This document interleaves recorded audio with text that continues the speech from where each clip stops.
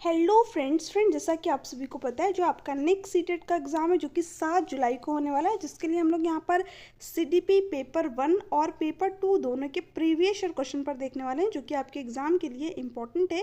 तो चलिए देखते हैं आज के क्वेश्चन। यहाँ पर आपका फर्स्ट क्वेश्चन दे रखा है, प्रकृति पोषण विवाद निम्नलिखित में से किससे संबंधित है। ठीक है, अब देखिए जो प्रकृति का मतलब क्या होगा, जो चीज़ें हमें नेचुरल रूप से मिली हुई है। ठीक है, जो चीज़ें हमें हमारे प्रकृति ने दी है, तो क्या दी है, हेरिडिटी, हमारी आनुवंशिकता। ठीक है, ये क्या है, हमें नेचुरली मिली हुई है हमारी प्रकृति से, तो इसका संबंध किससे होता है, हेरिडिटी से। और पोषण, हम जो हमारी हेरिडिटी है, आनुवंशिकता है, इसको विकसित कहाँ पर करते हैं, पोषित कहाँ पर करते हैं, अपने इन्वायरमेंट में, अपने वातावरण में। ठीक है, तो पोषण का संबंध किससे होता है, वातावरण से। ठीक है, तो यहाँ पर वही पूछ रखा था कि प्रकृति पोषणवाद निम्नलिखित में से किससे संबंधित है, तो प्रकृति आनुवंशिकता से और पोषण वातावरण से। तो आपका फर्स्ट ऑप्शन यहाँ पर राइट आंसर हो जाएगा, बाकी के ऑप्शन आपके यहाँ पर नहीं होंगे।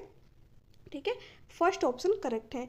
नेक्स्ट है, निम्न में से कौन सी समाजीकरण की निष्क्रिय एजेंसी है। देखिए, एक होती है समाजीकरण की सक्रिय एजेंसी। ठीक है, सक्रिय एजेंसी क्या होती है, जिसमें कि बच्चा डायरेक्ट इंटरेक्ट करे, बातचीत करे। जैसे कि जो हमारी फैमिली होती है, परिवार होती है, तो इसमें हम क्या करते हैं, बातचीत करते हैं। विद्यालय हो गया हमारा, तो इसमें भी हम बातचीत करते हैं। हम क्या रहते हैं, एक्टिव रहते हैं, सक्रिय रहते हैं। ठीक है, बट जब आप अपने न्यूज़पेपर को रीड कर रहे हैं, ठीक है, लाइब्रेरी में पुस्तक को जो है रीड कर रहे हैं, तो वहाँ पर क्या हो रहा है, आप किसी जो राइटर होते हैं उनके थॉट को पढ़ रहे हैं। ठीक है, आप राइटर से बातचीत नहीं कर रहे हैं। ठीक है, जो चीज़ें उन्होंने लिखी आप उसको पढ़ रहे हो, इसलिए आपका जो समाजीकरण है वो हो रहा है वहाँ पर, बट आप उसमें एक्टिव थोड़ी हैं। ठीक है, तो वो क्या होता है, वो निष्क्रिय एजेंसी होती है समाजीकरण की। जैसे कि आप जब न्यूज़पेपर को रीड करते हैं, तो आप न्यूज़पेपर से बातचीत थोड़ी करते हैं, बट आपका जो समाजीकरण है, जो सोशलाइजेशन है, वो हो रहा होता है। आप जो है तरह तरह की चीज़ों को उसमें पढ़ते हैं कि यहाँ पर क्या हुआ, वहाँ पर क्या हुआ। ठीक है, तो ये क्या होता है, निष्क्रिय एजेंसी, जिसमें कि आप डायरेक्ट इंटरेक्ट नहीं करते, बट फिर भी आपका समाजीकरण होता है। ठीक है, तो यही चीज़ आपका यहाँ पर पूछ रखा है, यहाँ पर निष्क्रिय एजेंसी पूछिए, ध्यान रखिएगा। स्वास्थ्य क्लब में आप डायरेक्ट इंटरेक्ट करेंगे, बातचीत करेंगे, यहाँ पर आप एक्टिव होगे, तो ये क्या होगी, समाजीकरण की सक्रिय एजेंसी होगी, तो इसलिए ये ऑप्शन नहीं होगा। इको क्लब में भी आप जो है डायरेक्ट इंटरेक्ट करेंगे, बातचीत करेंगे, तो ये भी सक्रिय एजेंसी होगी समाजीकरण की, तो ये भी नहीं होगा। परिवार में तो आप सभी को पता है कि आप सभी इंटरेक्ट करते हैं, बातचीत करते हैं। ठीक है, आपका सोशलाइजेशन होता है, तो इसमें भी आप क्या रहते हैं, एक्टिव रहते हैं, तो ये भी क्या होगी, समाजीकरण की सक्रिय एजेंसी होगी। बट हमें निष्क्रिय बताना था, तो ऑप्शन नंबर 4 आपका राइट आंसर हो जाएगा, सार्वजनिक पुस्तकालय, क्योंकि पुस्तकों से आप बातचीत नहीं करते हैं। ठीक है, सिर्फ आप थॉट को पढ़ते हैं राइटर के। ठीक है, वहाँ से आपका जो है समाजीकरण होता है, तो उसमें आप जो है एक्टिव नहीं रहते हैं। तो ये क्या होती है, सार्वजनिक जो पुस्तकालय होती हैं वो क्या होती है, समाजीकरण की निष्क्रिय एजेंसी होती है, तो फोर्थ ऑप्शन आपका करेक्ट है। नेक्स्ट है, वाइगोस्की के सिद्धांत में विकास के निम्नलिखित में से कौन से पहलू की उपेक्षा होती है। देखिए, जो ले वाइगोस्की है, जिन्होंने कि सोशियो कल्चरल थ्योरी दी, सामाजिक सांस्कृतिक सिद्धांत दिया, यहाँ पर पूछा है कि इनके सिद्धांत की किस लिए आलोचना होती है या फिर उपेक्षा की जाती है ना। देखिए, जो ले वाइगोस्की थे, इन्होंने समाज पर ज़्यादा फोकस किया। ठीक है, तो समाज के लिए तो इनकी उपेक्षा होगी नहीं, क्योंकि इन्होंने तो समाज के बारे में बताया है ना। ये बात आपकी यहाँ पर नहीं होगी। सांस्कृतिक, देखिए ये SCL 3 चीज़ों की बात करते हैं। जो बच्चे का कॉग्निटिव डेवलपमेंट होता है, संज्ञानात्मक विकास होता है, उसमें उसके समाज की महत्वपूर्ण भूमिका होती है, कल्चर की भी महत्वपूर्ण भूमिका होती है, यानी जो संस्कृति होती है उसकी, साथ ही साथ जो उसकी भाषा होती है, जो उसकी लैंग्वेज होती है, तीनों की क्या होती है, महत्वपूर्ण भूमिका होती है। तो इन तीनों पर तो इन्होंने जोर दिया, बट इन्होंने किसको इग्नोर कर दिया, हेरिडिटी को। ठीक है, आनुवंशिकता, जो हमारे हेरिडिटी पक्ष होते हैं, जो हमारे जीन्स होते हैं, उन पर जो है ले वाइगोस्की ने ध्यान नहीं दिया, इसलिए जो इनकी थ्योरी है उसकी आलोचना की जाती है। तो यहाँ पर फोर्थ ऑप्शन राइट आंसर हो जाएगा। जैविक पक्षों को जो है इन्होंने ध्यान नहीं दिया, उस पर जो है इन्होंने कुछ भी नहीं बताया, सिर्फ और सिर्फ इन्होंने समाज की ही बात की, तो इसलिए इनकी जो थ्योरी है उसकी आलोचना की जाती है। तो यहाँ पर थर्ड ऑप्शन आपका राइट आंसर हो जाएगा। ठीक है, नेक्स्ट है, 1 वर्ष तक कि शिशु जब आँख, कान व हाथों से सोचते हैं, तो निम्नलिखित में से कौन सा स्तर शामिल होता है। देखिए, जो जीन प्याजे है, जिन्होंने कि संज्ञानात्मक विकास की थ्योरी दी, यानी कि जो कॉग्निटिव डेवलपमेंट का सिद्धांत है वो किसने दिया था, जीन पियाजे ने। और इन्होंने कितनी स्टेज बताई थी, 4 स्टेज बताई थी, 4 अवस्थाएं बताई थी। कौन कौन सी आपकी, सेंसरी मोटर स्टेज जो कि यहाँ पर दे रखी है, ठीक है, इंद्रिय जनित गामक स्तर, ठीक है, इसको आप अनेक नाम से हिंदी में देखेंगे, इंग्लिश में एक ही मिलेगा, सेंसरी मोटर स्टेज, ठीक है। इसको संवेदी गामक अवस्था भी कहते हैं, जिसमें कि जो बच्चा होता है वो जन्म से 2 साल तक का होता है, ठीक है। दूसरी स्टेज उन्होंने क्या बताई, प्री ऑपरेशनल स्टेज यानी कि पूर्व संक्रियात्मक अवस्था, जिसमें जो बच्चा होता है वो 2 से 7 साल का होता है।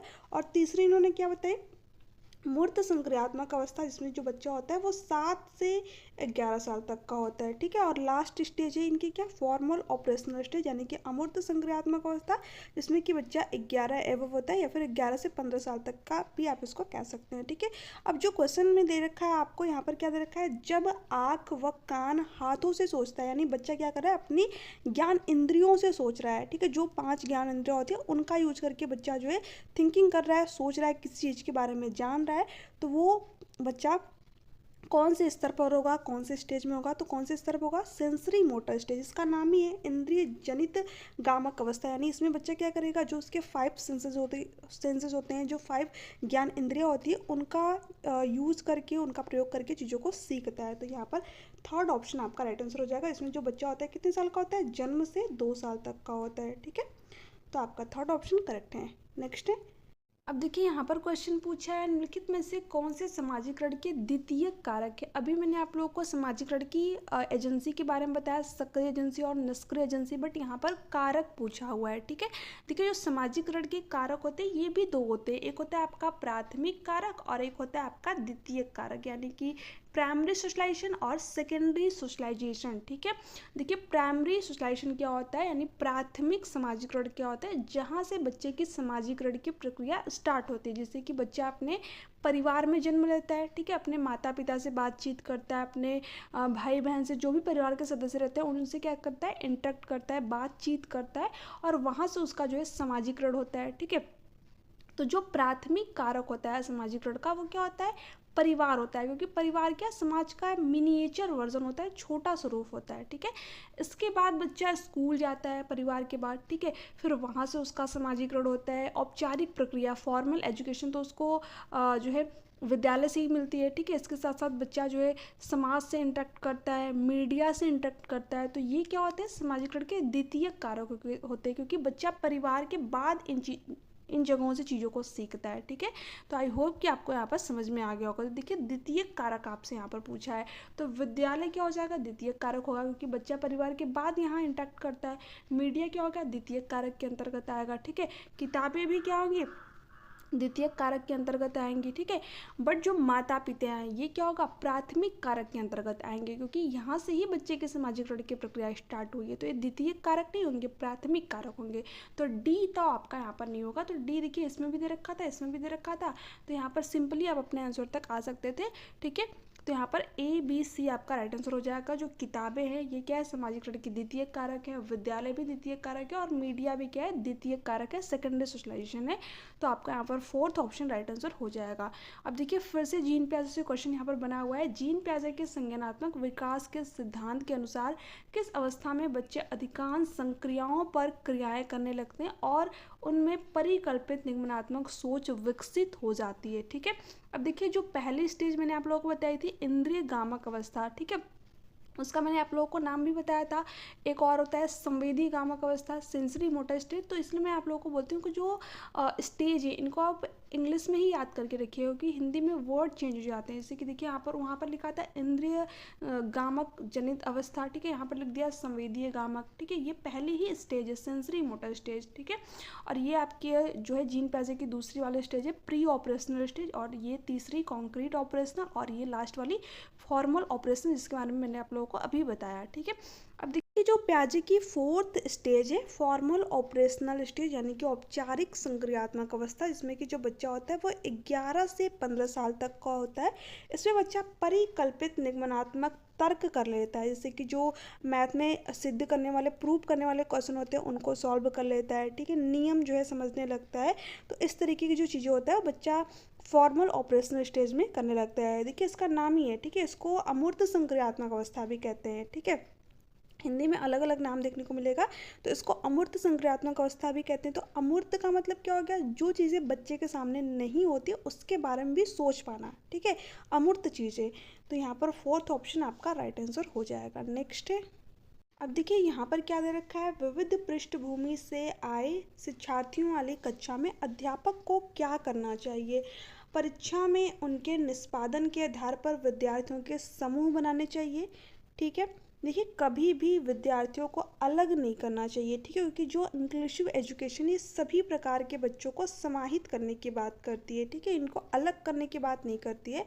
तो हम विद्यार्थियों के निष्पादन यानी जो उन्होंने परीक्षा में अंक पाए उनके आधार पर समूह बना दे, तो नहीं, ऐसा नहीं करना चाहिए, ये आपका गलत हो जाएगा। सभी से सफलता की अपेक्षाएं करनी एवं बनाए रखनी चाहिए, ये बात बिल्कुल सही है आपकी यहाँ पर, ठीक है। सभी बच्चे सफल हो सकते हैं अगर हम जो टीचिंग मेथड है, अगर बच्चों को उस टीचिंग मेथड से समझ में नहीं आ रहा है, जो शिक्षण विधियाँ हैं, तो उनमें हम क्या करें, चेंज लाएं, ठीक है। जो पाठ्यचर्या उसमें क्या लाएं, फ्लेक्सिबिलिटी लाएं, लचीलापन लाएं। तो प्रत्येक बच्चा सीख सकता है, प्रत्येक बच्चे के अंदर क्या होती है, सीखने की एबिलिटी होती है, क्षमता होती है। बट हमको क्या करना चाहिए, अपनी जो टीचिंग मेथड है उनमें चेंज लाना चाहिए, अगर वो बच्चे की नीड आवश्यकता को पूरी नहीं कर पा रही हैं तब, ठीक है।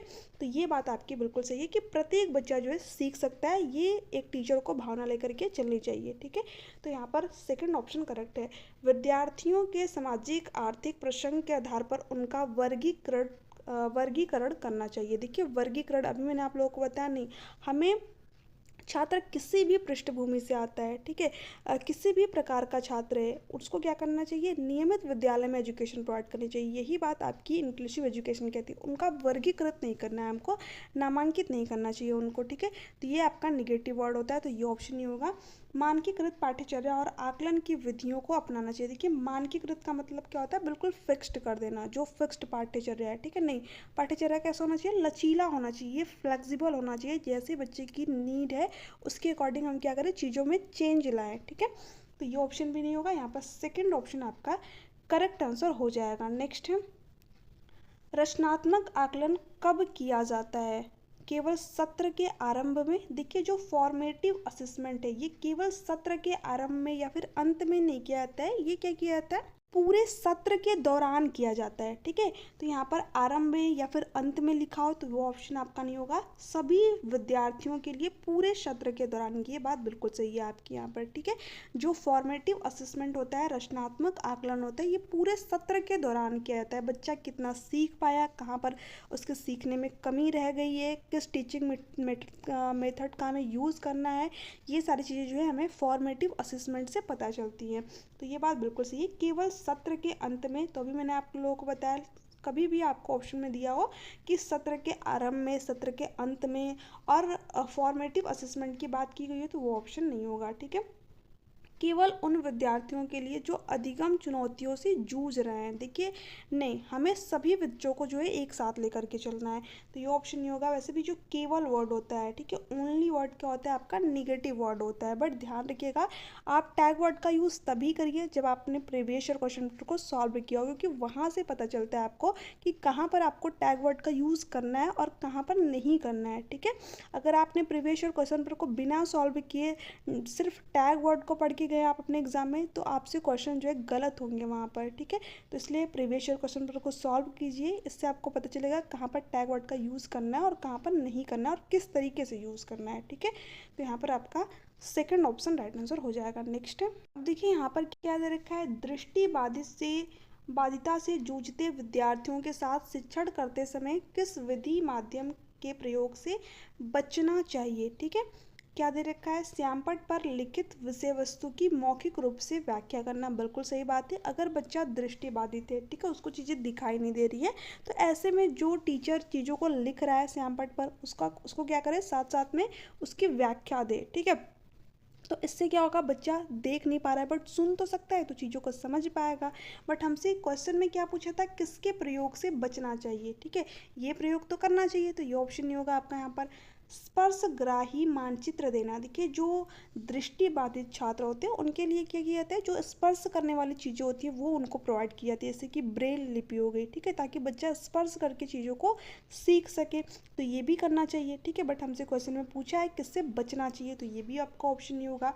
सहायक उपकरणों के प्रयोग की अनुमति देना, ये भी बात बिल्कुल सही है। ठीक है, जैसे कि आपने देखा ही होगा जो जिन बच्चों के अंदर डिसेबिलिटीज़ होती है उनको क्या जाता है, एग्ज़ाम में एक्स्ट्रा टाइम दिया जाता है। ठीक है, जो है जैसे कि उनको सहायक उपकरण भी उपलब्ध कराए जाते हैं, जैसे कि ब्रेल लिपि हो गई। ठीक है, जो ऑडियो चीज़ें होती हैं वो दृष्टिबाधित छात्रों को ला करके दी जाती है। इसी तरह बच्चे के अंदर जो है किसी और तरह की डिसेबिलिटीज़ है तो उसके अकॉर्डिंग उसको चीज़ें ला करके दी जाएंगी, है ना। तो ये भी करना चाहिए, तो ये ऑप्शन भी नहीं होगा आपका यहाँ पर। अधिगम के आकलन के लिए लिखित परीक्षण लेना, यही बात आपकी यहाँ पर गलत हो जाएगी। ठीक है, यानी इसी चीज़ से जो है एक शिक्षक को बचना चाहिए, क्योंकि जब बच्चा दृष्टिबाधित है तो उसको लिखने के लिए कार्य नहीं देना चाहिए। ठीक है, बच्चा देख ही नहीं पा रहा तो फिर लिखेगा कैसे। ठीक है, तो उसको क्या करना चाहिए, मौखिक कार्य देना चाहिए। ठीक है, तो ये कहना आपका यहाँ पर गलत हो जाएगा और यही आपका राइट आंसर हो जाएगा, क्योंकि हमसे निगेटिव ऑप्शन पूछ रखा था, तो फोर्थ ऑप्शन करेक्ट है। नेक्स्ट है, निम्नलिखित में से कौन सी विशेषता प्रतिभाशाली विद्यार्थियों की नहीं है। ठीक है, इस तरह के क्वेश्चन में ज़्यादा अभ्यर्थियों से जो है गलतियाँ होती, तो इसलिए आज मैंने इस क्लास में इस तरीके के क्वेश्चन ज़्यादा इंक्लूड किए हुए हैं, क्योंकि आपके सीटेट के एग्ज़ाम में अब ऐसे ही क्वेश्चन ज़्यादा आते हैं। औसत से अधिक बुद्धि स्तर, हाँ ये बात सही है आपकी। जो गिफ्टेड चाइल्ड होता है, जो प्रतिभाशाली बच्चा होता है, इसका जो IQ कितना होता है, 140 प्लस होता है। ठीक है, तो औसत यानी जो एवरेज बच्चा होता है उससे क्या होता है, अधिक इनका जो बुद्धि का स्तर होता है। ठीक है, उच्च स्तरीय समस्या समाधान कौशल, ये भी बात सही है। जो गिफ्टेड चाइल्ड होते हैं उनके अंदर क्या होता है, हायर ऑर्डर थिंकिंग स्किल होती है। ठीक है, समस्या को बहुत ही तीव्र गति से वो सॉल्व कर पाते हैं। ठीक है, उच्च स्तरीय समस्या समाधान कौशल होता है। तो ये दोनों बातें आपकी सही है, तो दोनों ऑप्शन आपके नहीं होंगे, क्योंकि हमें क्या बताना था, कौन सा जो है प्रतिभाशाली विद्यार्थी की विशेषता नहीं है। कौशलों पर निपुणता प्राप्त करने के लिए उच्च स्तरीय अभिप्रेरणा, ये भी बात सही है, ये भी गिफ्टेड चाइल्ड की विशेषता है। ठीक है, जानकारी को ग्रहण करने में धीमापन, यही जो है गिफ्टेड चाइल्ड जो प्रतिभाशाली विद्यार्थियों का उसकी विशेषता नहीं होगी। ठीक है, क्योंकि ये बच्चा बहुत ही तीव्र गति से चीज़ों को ग्रहण करता है। ठीक है, तो फोर्थ ऑप्शन आपका राइट आंसर हो जाएगा। अब देखिए, इसी क्वेश्चन को एक तरीके से और घुमा के पूछ लेगा कि कौन सी जो है गिफ्टेड चाइल्ड की विशेषता होगी। ठीक है, अगर यहाँ पर आपको नहीं दे, ठीक है, नहीं आपका हटा दे, तब आपके ये भी होगा, ये भी होगा और ये भी होगा। और वहाँ पर आपको ऑप्शन कैसे देगा, यहाँ पर दे देगा फर्स्ट और सेकंड। ठीक है, इसमें दे देगा फर्स्ट, सेकंड और थर्ड। ठीक है, इस तरीके से आपने देखा ही होगा, इसमें फर्स्ट और फोर्थ दे देगा और वहाँ पर बताना होगा कि आपका जो है कौन सी गिफ्टेड चाइल्ड की विशेषता होगी। ठीक है, तो यहाँ पर आपको तीनों ही ऑप्शन जो है ध्यान में रखने हैं। इंपॉर्टेंट क्वेश्चन है, एक ही क्वेश्चन को कई तरीके से घुमा फिरा करके सीटेट वाले देते हैं। ठीक है, तो आपको ध्यान रखना है। नेक्स्ट, जैसे कि अब ये क्वेश्चन देखिए। ठीक है, इसमें सेम वैसे जैसे कि मैंने अभी आप लोगों को बताया कि इस तरीके के जो क्वेश्चन है अभी आपके एग्जाम में ज़्यादा आने लगते हैं, जिसमें कि इस तरीके के जो ऑप्शन है वो आपको देखने को मिलते हैं। ठीक है, तो देखिए यहाँ पर क्या क्वेश्चन पूछा हुआ, पहले हम लोग उसको देखते हैं थोड़ा सा। कक्षा में अर्थपूर्ण अधिगम को प्रोत्साहित करने के लिए अध्यापिका को डैश। ठीक है, कैसी बात हो रही है, अर्थपूर्ण अधिगम की, मीनिंगफुल लर्निंग की यहाँ पर बात हो रही है। विद्यार्थियों की सहायता करनी चाहिए कि वे अपने मनोभाव को, अभिप्रेरणों को सुव्यवस्थित कर पाए, बिल्कुल सही बात है, विद्यार्थियों की हेल्प करनी चाहिए। ठीक है, सही है।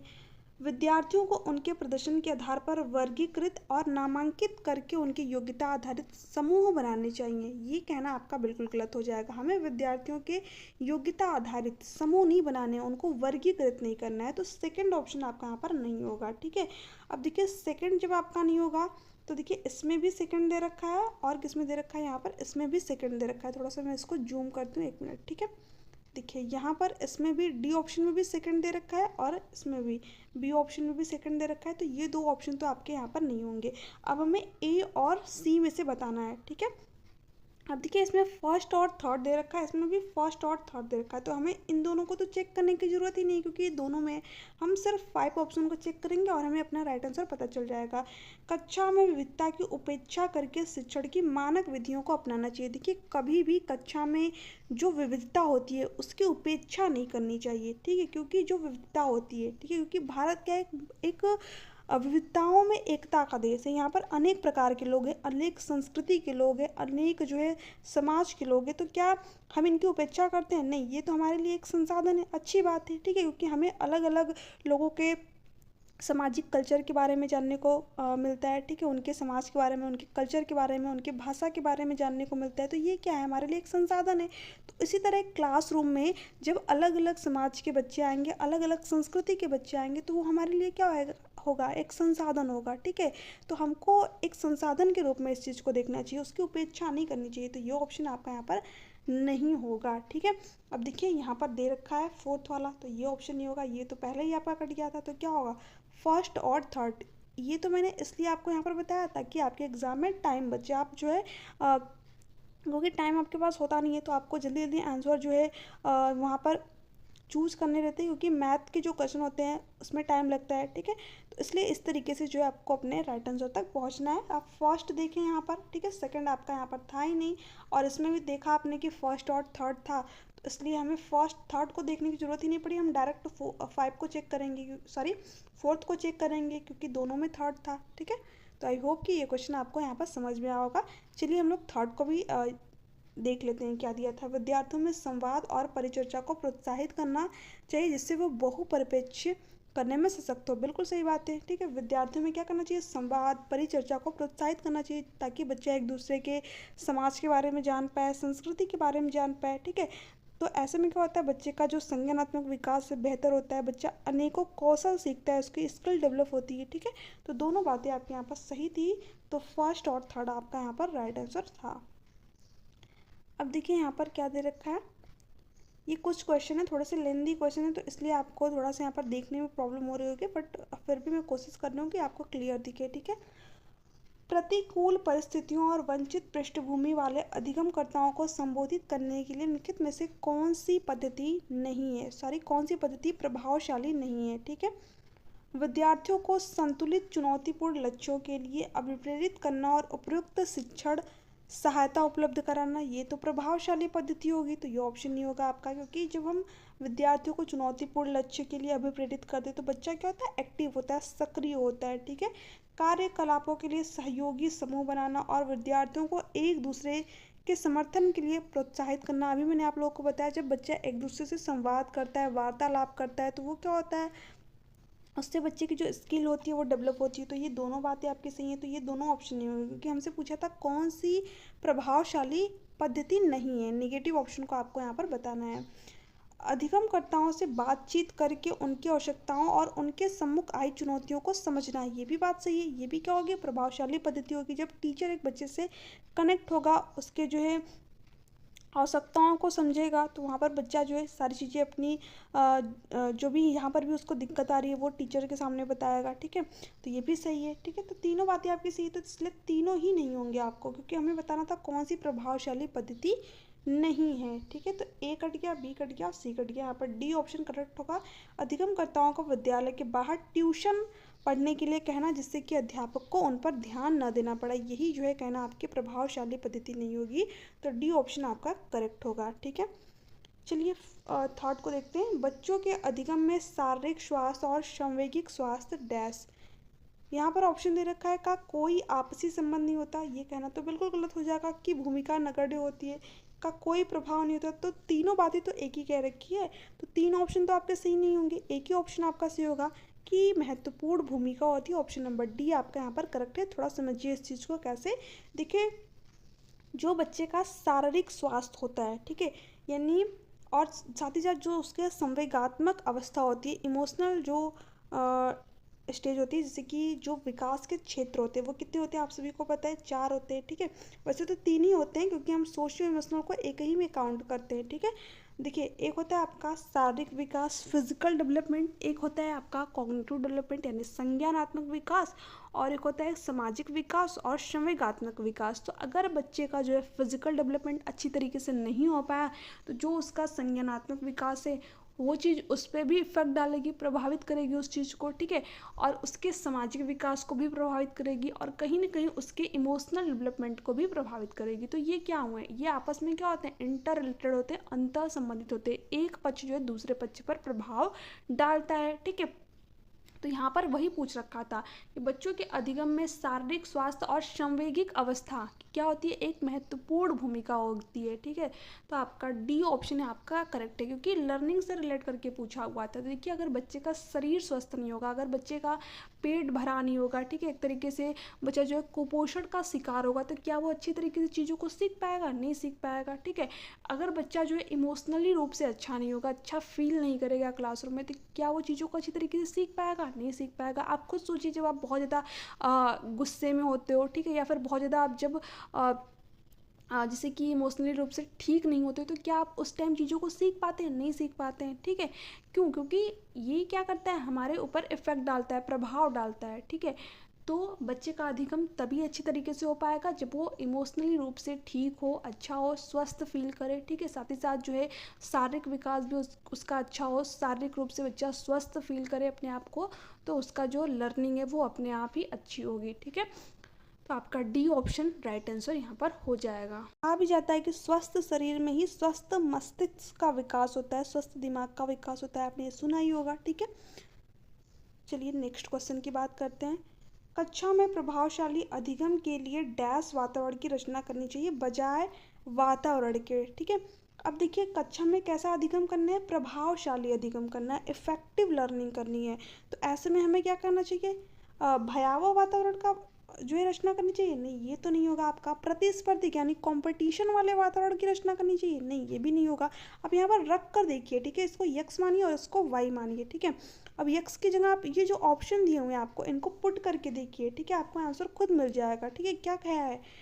कक्षा में प्रभावशाली लर्निंग के लिए, इफेक्टिव लर्निंग के लिए डैश वातावरण की, तो खुद पहला ऑप्शन पुट करिए, भयावह वातावरण की रचना करनी चाहिए, तो ये ऑप्शन कट गया। ठीक है, प्रतिस्पर्धी यानी कंपटीशन वाले वातावरण की रचना करनी चाहिए, वो भी प्रभावी लर्निंग के लिए, तो ये भी कट गया, ये भी कट गया। ठीक है, यहाँ पर दे रखा है कक्षा में प्रभावशाली इफेक्टिव लर्निंग के लिए सहयोगी वातावरण की रचना करनी चाहिए बजाय प्रतिस्पर्धी वातावरण के। बिल्कुल सही ऑप्शन। ठीक है, कक्षा में बच्चा क्या करे? एक दूसरे से सहयोग से सीखे, एक दूसरे से बातचीत करे, परस्पर इंटरेक्ट करे, ये बात बिल्कुल सही है, बजाय प्रतिस्पर्धी, बजाय कंपटीशन वाले वातावरण के। ठीक है, तो सी ऑप्शन आपका करेक्ट है, थर्ड वाला ऑप्शन। ठीक है, अब यहाँ पर क्वेश्चन क्या दे रखा है? देखिए, ये जो सारे क्वेश्चन थे ये मोस्ट इंपॉर्टेंट है, और ये पेपर 2 के क्वेश्चन हैं आपके। ठीक है, पेपर 2 के क्वेश्चन है, और इसी टाइप के क्वेश्चन आपके एग्जाम में आ रहे हैं, तो इसलिए इन क्वेश्चनों का मैंने यहाँ पर इंक्लूड किया है। वैसे तो आपको जो है थोड़े से ये जो वर्ड है थोड़े से छोटे छोटे दिख रहे होंगे, बट थोड़ा सा मैनेज कर लीजिएगा, बट क्वेश्चन बहुत इंपॉर्टेंट है, इसलिए मैंने आज की इस क्लास में इन क्वेश्चनों को इंक्लूड किया हुआ है। ठीक है, देखिए क्या दे रखा है। निम्नलिखित में से कौन सा उदाहरण विद्यार्थियों को अधिगम के लिए अभिप्रेरित करने के लिए प्रभावशाली पद्धति है? वे कार्य देना जो बहुत सरल है। देखिए, हमें विद्यार्थियों को बहुत सरल, बहुत जटिल कार्य नहीं देने हैं। ठीक है, तो ये गलत हो जाएगा आपका। प्रतियोगिताओं के लिए बहुत से अवसर उत्पन्न करना, नहीं, प्रतियोगिता के लिए अवसर नहीं देना है। ठीक है, अब देखिए यहाँ पर क्या करेंगे, बहुत सारे अभ्यर्थी गलतियाँ करेंगे। क्यों करेंगे? क्योंकि उन्होंने पढ़ रखा है अपॉर्चुनिटी देना, अवसर देना क्या होता है? पॉजिटिव वर्ड होता है। अब वो क्या करेंगे अपने एग्जाम में? इसी ऑप्शन को टिक करके चले आएंगे, वो ऑप्शन आपका गलत हो जाएगा। क्यों? क्योंकि मैंने आपको ये चीज़ कई बार बताई कि सिर्फ आप टैग वर्ड के भरोसे मत जाइए एग्ज़ाम में। टैग वर्ड अगर पढ़ के जाएंगे तो आपके एग्ज़ाम में गलतियाँ होंगी, डेफिनेटली होंगी। क्यों? क्योंकि आपने उस चीज़ को समझा ही नहीं है। ठीक है, टैग वर्ड आपके लिए तब हेल्पफुल रहेंगे जब आपने प्रीवियस ईयर क्वेश्चन पेपर को सॉल्व किया हो। तो इसलिए मैं बार बार फोकस करती हूँ। कुछ क्वेश्चन तो आप टैग वर्ड की मदद से कर ले जाएंगे, बट कुछ क्वेश्चन में आपको प्रॉब्लम होगी, टैग वर्ड से आप एग्ज़ाम नहीं क्वालिफाई कर सकते। ठीक है, तो यहाँ पर ध्यान देना है। देखिए, अपॉर्चुनिटी देना, अवसर देना तो आपका टैग वर्ड होता है, बट किसके लिए यहाँ पर बोल रहा है? प्रतियोगिता के लिए, कंपटीशन के लिए हम बच्चों को अवसर दें? नहीं, सीखने के लिए बच्चों को अवसर देना चाहिए। ठीक है, तो इसलिए ये ऑप्शन आपका गलत है। सीखने से ज़्यादा कार्य पूर्ण करने पर बल देना, ये तो बिल्कुल ही गलत हो जाएगा। ठीक है, बच्चे के सीखने पर फोकस होना चाहिए, बच्चा कितना सीख पाया उस चीज़ को। ठीक है, अगर बच्चा सीख पाएगा तो कार्य तो अपने आप ही पूर्ण हो जाएगा। ठीक है, बच्चे ने अच्छी तरीके से सीख लिया तो एग्जाम में नंबर अपने आप ही आ जाएंगे। ठीक है, तो बच्चे के सीखने पर फोकस देना है। ठीक है, तो ये और ये यहाँ पर हटेगा। यहाँ पर सी ऑप्शन करेक्ट है। क्या दे रखा है? पाठ उपलब्ध कराकर, विशेषकर जब विद्यार्थी कोई नया कौशल सीख रहे हो। बिल्कुल सही बात है, ठीक है, जो स्कैफोल्डिंग है। और इस बार जो 21 जनवरी को आपका एग्ज़ाम होगा उसमें तो एक नया ही वर्ड देखने को मिल गया आपको, आलम्बन। ठीक है, आलम्बन का मतलब क्या हुआ वहाँ पर, स्कैफोल्डिंग ही। इसलिए मैं बोलती हूँ कि इंग्लिश में वर्ड याद करिए, क्योंकि हिंदी में वहाँ पर आपको प्रॉब्लम होगी। अनेक सीटेड वाले नए नए वर्ड यूज़ करते रहते हैं। ठीक है, तो इसलिए आपको इंग्लिश में ही वर्ड याद करने। स्कैफोल्डिंग जिसको दिया किसने था, लेव वाइगोस्की ने। और ये क्या कहते हैं, ये क्या होता है, स्कैफोल्डिंग टेम्परेरी हेल्प होती है। जहाँ पर बच्चा जो है किसी भी चीज़ को सीख रहा है, उसको प्रॉब्लम हो रही है, तो आप क्या करिए, उसको टेम्परेरी हेल्प दीजिए ताकि बच्चा खुद उन चीज़ों को सीख पाए। फॉर एग्जाम्पल जैसे कि जब बच्चा साइकिलिंग स्टार्ट करता है, तो स्टार्टिंग में तो बच्चा साइकिल सीखा नहीं होता है, चला नहीं पाता है, तो क्या करते हैं, उसके पेरेंट्स हो गए, उसके पीयर ग्रुप हो गए, साथी समूह हो गया, ठीक है, या फिर कोई और व्यक्ति क्या करता है, उसको हेल्प करता है, पीछे से पकड़ के रखता है साइकिल को, ताकि बच्चा खुद साइकिल चलाए, खुद चलाना सीख जाए। बाद में जब साइकिल चलाना सीख जाता है बच्चा, तो वो पीछे पकड़ने की ज़रूरत ही नहीं पड़ती है ना। इसी तरह जब बच्चा स्टार्टिंग में लिखना सीख रहा होता है, स्क्रबलिंग करता है, उस टाइम तो क्या करते हैं, थोड़ा सा जो उसके पेरेंट्स होते हैं उसका हाथ पकड़ के लिखवाते हैं। तो आप बच्चे को क्या कर रहे हैं, वहाँ पर टेम्परेरी हेल्प दे रहे हैं। ठीक है, ताकि बच्चा खुद लिखना सीख जाए। ठीक है, तो जो स्कैफोल्डिंग होता है, इसका मतलब क्या होता है, टेम्परेरी हेल्प करना। कुछ टाइम के लिए बच्चों को जो है एक तरीके से इशारे दे देना, संकेत दे देना। ये आपके एग्जाम में पूछा हुआ है कि अगर एक टीचर जो है बच्चों को इशारा दे रही है, संकेत दे रही है, तो क्या होता है, वो किसका एग्जाम्पल है, स्कैफोल्डिंग का इसका एग्जाम्पल है। ठीक है, पहाड़ का एग्जाम्पल है, ढांचा का एग्जाम्पल है, एक ही नाम है। ठीक है, आपके यहाँ पर हिंदी में अलग अलग नाम है, तो इसलिए ध्यान रखिएगा, स्कैफोल्डिंग। ठीक है, तो आई होप कि आप लोगों को ये चीज़ समझ में आ गई होगी। देखिए, कम ही क्वेश्चन कीजिए, बट समझ के साथ में कीजिए। ऐसा नहीं कि आप एक दिन में 100 क्वेश्चन सॉल्व कर लें तो बहुत अच्छी बात है, नहीं। आप एक दिन में 20 क्वेश्चन सॉल्व कीजिए, 15 क्वेश्चन सॉल्व कीजिए, बट पूरे समझ के साथ में उन चीज़ों को समझिए कि वो क्वेश्चन का आंसर क्यों वो हुआ है। ठीक है, तो जब आप इस तरीके से क्वेश्चन को सॉल्व करेंगे तो डेफिनेटली आपके एग्जाम में जो है आप अपना अच्छा स्कोर करेंगे, क्योंकि जो सीटेट का एग्जाम है ये कॉन्सेप्चुअल अंडरस्टैंडिंग पर बेस्ड है। ये नहीं देखता है कि आपने कितनी चीज़ों को रटी है। ठीक है, ये इस चीज़ पे बेस्ड है कि आपकी समझ कितनी विकसित हुई है, आप उस क्वेश्चन का आंसर किस तरीके से जो है बता पा रहे हैं। तो आपको सीटेट का एग्ज़ाम में चीज़ों को रटनी नहीं है, समझनी है, और बहुत ही जो है अच्छे तरीके से पहले क्वेश्चन को रीड करना है, उसके बाद में अपने ऑप्शन पर जाना है। ठीक है, तो आई होप कि आप लोगों को आज का सेशन पसंद आया होगा। देखिए, जितने भी चीज़ें थी मैंने आप लोग को एक्सप्लेन करने की पूरी कोशिश की, फिर भी आप लोगों के कोई भी डाउट रह गए हो, कोई भी क्यूरीज रह गए हो, तो नीचे कमेंट सेक्शन में कमेंट करके पूछ सकते हैं। इसके अलावा आप मुझे टेलीग्राम पर भी मैसेज कर सकते हैं, वहाँ पर भी मैं आप लोगों को रिप्लाई कर देती हूँ। टेलीग्राम का लिंक आप लोगों को नीचे डिस्क्रिप्शन बॉक्स में मिल जाएगा, और इस क्लास की PDF भी आप लोगों को टेलीग्राम चैनल पर ही मिल जाएगी। ठीक है, PDF के साथ साथ मैंने आप लोगों को वहाँ पर फ्री नोट्स भी प्रोवाइड किए हुए हैं, जो कि हैंड रिटन है, बिल्कुल शॉर्ट फॉर्म में। ऐसा नहीं कि उसके लिए आपको कोई चार्ज करना है, बिल्कुल फ्री नोट्स हैं। तो आप एक बार उन नोट्स को ज़रूर रीड करें, आपके एग्ज़ाम में काफ़ी हेल्पफुल रहेंगे। सभी सब्जेक्ट के मैंने आपको वहाँ पर नोट्स प्रोवाइड किए हुए हैं, तो प्लीज़ उस नोट्स को ज़रूर रीड करिएगा, आपके एग्ज़ाम के लिए हेल्पफुल रहेंगे। ठीक है, अदरवाइज़ आप चाहो तो खुद के नोट्स भी प्रिपेयर कर सकते हो, क्योंकि वो ज़्यादा बेस्ट रहते हैं। ठीक है, खुद के बनाए हुए शॉर्ट्स नोट्स अगर आप बनाओ तो वो आपके एग्ज़ाम टाइम में, लास्ट टाइम में रिविज़न के लिए बहुत बहुत हेल्पफुल रहते हैं। ठीक है, तो जो भी अभ्यर्थी नोट्स प्रिपेयर नहीं कर पा रहे हैं, नहीं बना रहे, तो उनके लिए आप जो है टेलीग्राम चैनल पे जो मैंने नोट्स सेंड किए उसको रीड कर सकते हैं। ठीक है, आपके एग्जाम में हेल्पफुल रहेंगे। Thanks for watching. चलिए मिलते हैं आपसे नेक्स्ट वीडियो में, तब तक के लिए bye bye, take care. I hope कि आप लोगों को आज का सेशन पसंद आया होगा। Thanks for watching.